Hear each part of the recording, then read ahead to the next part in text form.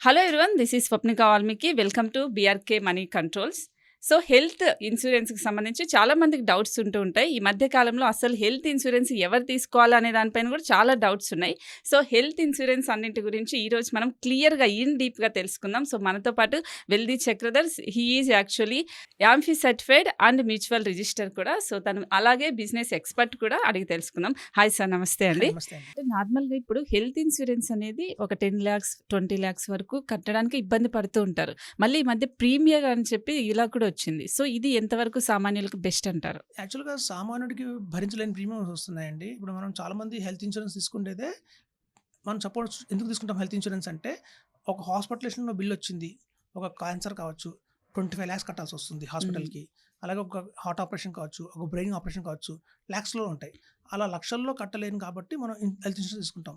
కానీ ఇవాళ రేపు ఏమైందంటే హాస్పిటల్లో రేట్లు పెంచారని చెప్పో, లేకపోతే బయట మన కాస్ట్ ఆఫ్ లివింగ్ పెరిగిపోయిందని చెప్పో హెల్త్ ఇన్సూరెన్స్ ప్రీమియం కూడా పెంచుతున్నారు.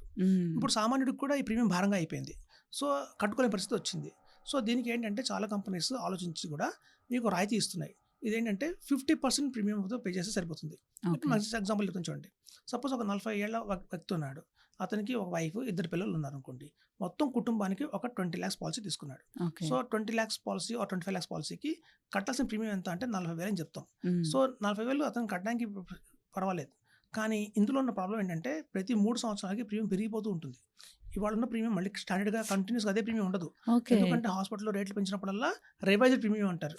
అని అదే 10 lakhs పాలసీ ఆర్ అదే 20 lakhs పాలసీకి నెక్స్ట్ ఇయర్ నుంచి మీరు 60,000 కట్టండి ప్రీమియం అన్నారు అనుకోండి, అతనికి భారం అయిపోతుంది. అలా బట్ ఇలాంటివి ఎంత ముందు కడితే అంత బెటర్ అంటారు. మీరు ఎప్పుడైనా కట్టండి, మీ ఏజ్ పెరుగుతున్న కొద్దీ ప్రతి 5 yearsకి మీ ఏజ్ మారుతుంది. 40 నుంచి 45 రాగానే మళ్ళీ ప్రీమియం మారుతుంది. 40 నుంచి 50 రాగానే మళ్ళీ ప్రీమియం మారుతుంది. అదే వ్యక్తి, అదే పేషెంట్, అదే పర్సన్. కానీ ఎప్పుడైతే వయసు కనుక మారుతుందో, అతని ఏజ్ పెరుగుతుందో దాని ప్రకారం కంపెనీ వాళ్ళు ప్రీమియమ్స్ పెంచుకుంటూనే వెళ్తారు. అది కాకుండా మళ్ళీ బయట హాస్పిటల్ రేట్లు పెరిగినా కూడా మళ్ళీ పెంచుతారు. అలా పెంచడం అనేది ఆపరు వాళ్ళు. సో ఒకనాటికి ఎలా వస్తుందంటే, ఒక 70 ఏళ్ళు వచ్చేసరికల్లా తీసుకున్న 25 lakhs పాలసీ కావచ్చు, కానీ దానికి ప్రీమియం వచ్చి దగ్గర 1,00,000 కట్టమంటారు. సో 1,00,000 కట్టమంటే ఆ టైంలో వాళ్ళు భారీగా అనిపిస్తుంది, బటన్ అయిపోతుంది, కట్టలేరు. సో కాబట్టి ఇప్పుడు కొత్తగా ఎలాంటి రూల్స్ వస్తున్నాయంటే, మీరు కట్టాల్సిన ప్రీమియంలో సొహమే కట్టండి. అంటే మీరు సపోజ్ 40,000 ప్రీమియం కట్టాల్సిన చోట కేవలం 20,000 కట్టండి. 50,000 కట్టాల్సిన ప్రీమియం చోట మీరు 25,000 కట్టండి. సొహం డిస్కౌంట్ ఇస్తున్నారు. చిన్న కండిషన్ ఏంటంటే, ఎప్పుడైనా ఫ్యూచర్లో క్లెయిమ్ వస్తే ఆ వచ్చిన క్లెయిమ్లో 50,000 మనం పెట్టుకోవాలి మన పాకెట్లోంచి, అంటే కోపేమెంట్. సో మనం ఎప్పుడు కట్టే బదులు క్లెయిమ్ వచ్చిన రోజు కడుతున్నాం, అది బెనిఫిటే. చాలా మంది హ్యాపీగా ఫీల్ అవుతారు. కొంతమంది ఎలా అనుకుంటారంటే, నేను 10 ఏళ్ళ నుంచి కడుతున్నాను, నాకేం జరగట్లేదు, నేను ఆరోగ్యంగానే ఉన్నాను, ఈ కట్టినంత వేస్ట్ అయిపోయింది.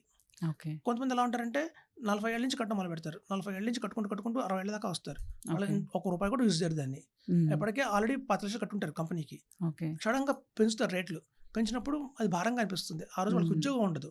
మనం ఉద్యోగం ఉన్నప్పుడు శాలరీ నుంచి కట్టడం పెద్ద ప్రాబ్లం లేదు. ఎప్పుడు రిటైర్ అయిపోతామో అప్పుడు వచ్చే పెన్షనే తక్కువ.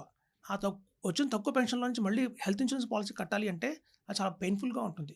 ఎందుకంటే మేము ప్రతినిత్యం వీళ్ళతో చూస్తుంటాం కాబట్టి, ట్రావెల్ అవుతాం కాబట్టి మాకు తెలుస్తుంది ఎంత సఫర్ అవుతున్నారు వాళ్ళు అని చెప్పి. సో ఇట్లాంటి చెక్ పెడుతూనే కంపెనీస్ ఏం చేస్తున్నాయంటే, కేవలం 50% కట్టండి చాలా ఉంటున్నాయి. ఇప్పుడు చూడండి, ఒక 70 ఏళ్ల వయసు వచ్చిన తర్వాత ఒక 25 lakhs పాలసీకి వాళ్ళు కట్టాల్సిన ప్రీమియం 1 lakhలో మనం 50,000 కట్టండి అన్నాం అనుకోండి, వాళ్ళు హ్యాపీగా ఫీల్ అవుతారు. సొహం డిస్కౌంట్ ఇచ్చాం కదా, 50,000 ఇచ్చాం. సో అప్పుడు ఏమవుతుందంటే వాళ్ళకి కట్టుకోవడానికి సులభంగా ఉంటుంది.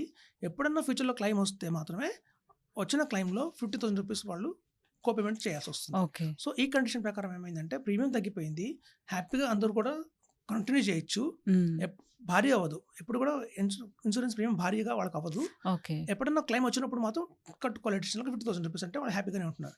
సో ఇదండి ఒక మంచి పాలసీ వచ్చింది. చాలా మందికి అవేర్నెస్ లేదు దీని గురించి. ముందు ప్రీమియం చెప్పకుండా భయపడిపోయి కట్టడం ఆపేస్తారు. మనం అనుకుంటాం, ఓకే 10 lakhs పాలసీ తీసుకోండి, లేదా 1 crore పాలసీ తీసుకోండి, మీకు మంచి సూట్ వస్తుంది, ఒక రాయల్ ట్రీట్మెంట్ ఉంటుంది హాస్పిటల్కి వెళ్తే అంటాం. సో అంత వింటారు, బాగానే ఉందని చెప్తాం. తర్వాత ప్రీమియం ఎంత అంటే సరికల్లా 80,000 అంటారు ప్రీమియం. సో 80,000 ప్రీమియం కానీ అయిపోతారు, బాగా ముందుకు వచ్చి 80,000 కట్టాలా అని చెప్పి. అదే 80,000 చోట మీరు 40,000 కట్టండి అంటే హ్యాపీ ముందుకు వస్తారు. సో ఎవరైనా కూడా బాగా పెరుగుతుంది, రీచ్ అవుతున్నట్టు ఉంటుంది పబ్లిక్కి. సో ఇది చాలా మంచి పాలసీ అండి. మనకి ఏంటంటే 50% డిస్కౌంట్ అనేది తీసుకోవాలి. సో ఎప్పుడు కూడా ప్రీమియం భారీగా మార్చుకోకూడదు. అలా భారీగా మార్చుకుంటే ఏమవుతుందంటే మనం కట్టలేం రాబోయే రోజుల్లో.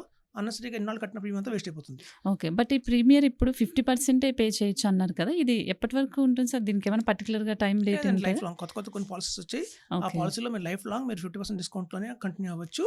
ఓకే. కండిషన్ ఏంటంటే వచ్చిన క్లెయిమ్‌లో ₹50,000 కట్టాలి మనం. ఓకే.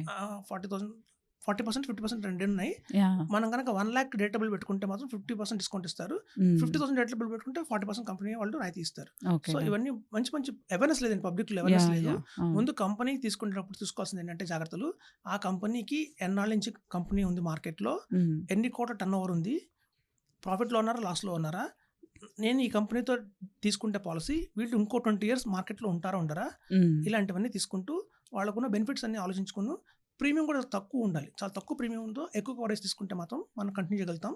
ముందే ఆవేశపడి మనం పెద్ద ప్రీమియం తీసుకున్నామంటే ఆ ప్రీమియం ఫ్యూచర్‌లో కంటిన్యూ చేయలేకపోతే మొత్తం డెఫినెట్‌లీ. అవును. పోతుంది. అవును. సో అలా కాకుండా తక్కువ ప్రీమియంలో తీసుకుంటే మాత్రం కంటిన్యూ చేయొచ్చని చెప్తున్నాను. Okay. Okay. Thank you sir. Thank you so much అండి. సో ఇది ప్రీమియర్‌కి సంబంధించి ఇప్పుడు 50% పే చేసే విధంగా ఒకటి మంచిగా అవైలబిలిటీ వచ్చిందని సార్ చెప్తున్నారు. కాబట్టి ఇది కూడా ఖచ్చితంగా ఎవరైనా కూడా ప్రీమియర్ అంటే భయపడకుండా ఇప్పటి నుంచి అయినా మీరు పే చేస్తే ఇన్ ఫ్యూచర్ మీకు ఉపయోగపడుతుందని చెప్తున్నారు. కాబట్టి ఇప్పటి నుంచి మీరు ప్రీమియర్ అనేది 50% పే చేయాలి కాబట్టి ఖచ్చితంగా ఇది కూడా ఒకసారి ఆలోచించి పే చేయండి. సో ఫ్యూచర్‌లో మీకు హెల్త్ ఇన్స్యూరెన్స్‌కి బెనిఫిట్ అవుతుంది. సో చూస్తూనే ఉండండి బీఆర్‌కే మనీ కంట్రోల్.